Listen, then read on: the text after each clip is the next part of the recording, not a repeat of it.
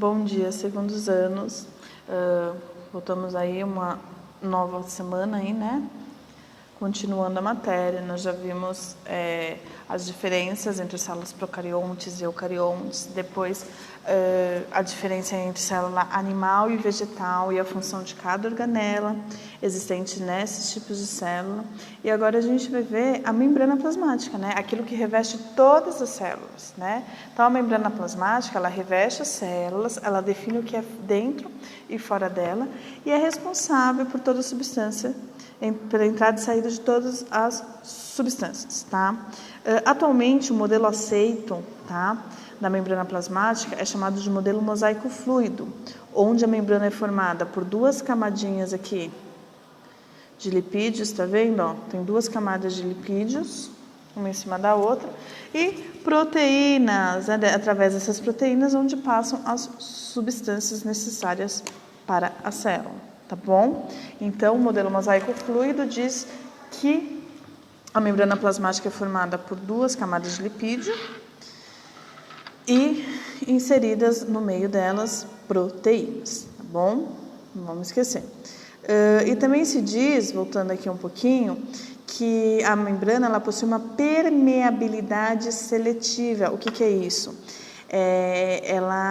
Existe uma permeabilidade, ou seja, as substâncias passam através dela, mas ela é seletiva, só entra aquilo que é necessário para a célula e só sai aquilo que também for necessário para a célula, tá? Através de que forma as substâncias entram e saem da célula? Através de transporte, tá? Existem dois tipos, o passivo, que não há gasto de energia, a gente vai ver que é pelo gradiente de concentração, já vou explicar o que é isso. E o ativo, onde é contra o gradiente de concentração, logo há gasto de energia para a célula, tá bom? Então, transporte passivo, a gente vai estudar três tipos de transportes passivos, tá? Difusão simples, difusão facilitada e a osmose.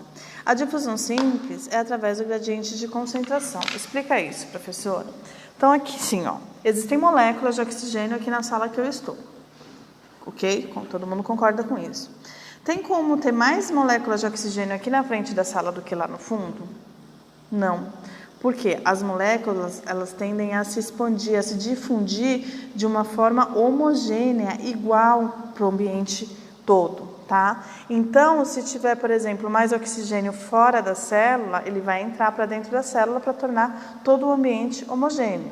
Se tiver mais oxigênio dentro, ele vai sair da célula, tá? Para que se torne homogênea a concentração, no caso desse gás, tá? Então, as substâncias, elas se comportam dessa forma, tá?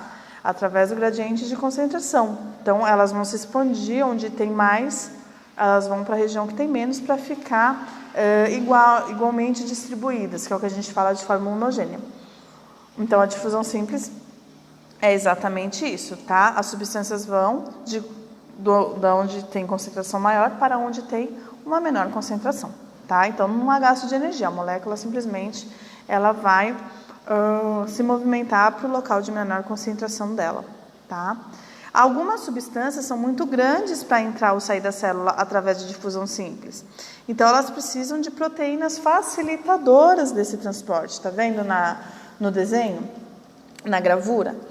Essas substâncias, elas passam através das proteínas, por serem maior, mas também a favor do gradiente de concentração, tá? Então, também não há gasto de energia. A diferença é que ela precisa passar pela proteína porque elas são maiores, tá? E por fim, a osmose, tá? A osmose, gente, ela é a difusão da água, tá? E a água, ela vai sempre do meio mais hipotônico para o meio mais hipertônico. Traduz, professora. Então, vamos lá. Canetinha aqui, ó. Hipo é o mesmo que pouco e hiper é o mesmo que muito. Então, o meio hipotônico tem poucos sais. O meio hipertônico tem muito sais, tá bom? A gente já, entendendo essas palavras, já ajuda. Hipo, pouco sais, pouco soluto. Hiper, muito soluto. Tudo bem até aí? E a água, a gente tem que lembrar a principal propriedade dela, tá? De dissolver substâncias.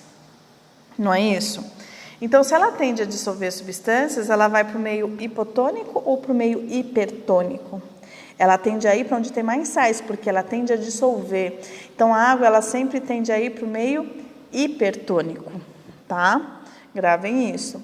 E o meio isotônico que está aqui embaixo é quando é a mesma concentração de sais, tá? Dentro e fora, então não tem movimento da água para nenhum lado. Então, vamos ver. Nas células vegetais e nas células animais existe uma diferencinha, tá? Aqui na osmose. Por quê? Porque a célula vegetal, você lembra que ela tem parede celular? E a parede celular é rígida? E a animal não tem. Isso interfere na osmose? Interfere. Vamos olhar aqui os desenhos, tá vendo? Uma célula aqui, ó, animal, tá vendo? Se eu colocar essa célula no meio hipotônico, que significa o meio hipotônico, com poucos sais, onde vai ter mais sais? Dentro da célula. Então, a água vai tender a entrar na célula. Se a água entrar na célula, a célula vai enchendo, né, de água até arrebentar, até estourar. Então, ocorre a lise celular, a morte da célula, porque ela arrebenta pela quantidade de água que entra nela. Isso ocorre na célula animal. Professora, não ocorre na célula vegetal, aqui embaixo? Não. Porque lembra que ela tem a parede celular? Então, ela incha, e a parede celular que reveste faz com que a membrana continue ali, com que ela não chegue a estourar. Então, ela fica como se fosse inchada, assim, mas ela não estoura, que é o que a gente fala que a célula fica túrgida, tudo bem?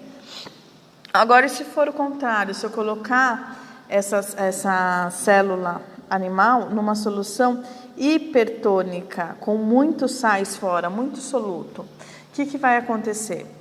A água que está dentro da célula tende a sair para dissolver os sais que estão em volta.